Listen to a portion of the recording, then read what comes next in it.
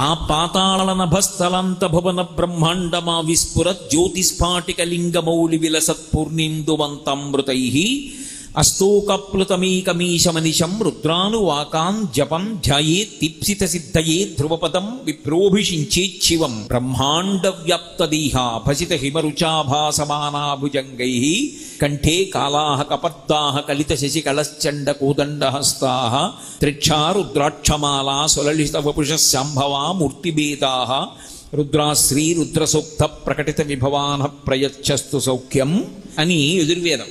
పాతాళలోకం కన్నా కింద ఎక్కడెవరి వరకు ఉందో అక్కడ నుంచి ఆ పాతాళ నభస్థలంత భువన బ్రహ్మాండమా విస్ఫురత్, బ్రహ్మాండములు ఎంతవరకు ఉన్నాయని మనం చెప్తున్నామో అంతకన్నా పై వరకు నిండిపోయి ఉంటాడు ఆయన, అంతటా వ్యాపించి ఉంటాడు.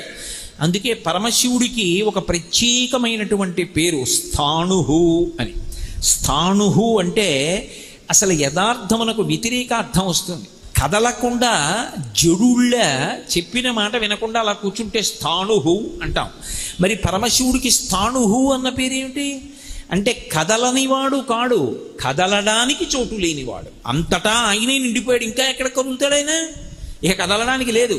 అందుకని స్థాణుహు. ఇంకా ఆయన కన్నా జ్ఞాని లోకంలో లేడు. మనకి ఎవడు అర్థం కాడో వాడిని పిచ్చివాడు అంటాం, ఆయన మనకు అర్థం కాడు, అంతటి మహాజ్ఞాని. అందుకే ఉన్మత్త శేఖరాయ నమః అని ఒక పేరు. అటువంటి పరమశివుడికి చెందని వారు లోకంలో ఎవరు ఉంటారో ఉండడం సాధ్యం అవుతుందా? అసలు ఉండదు.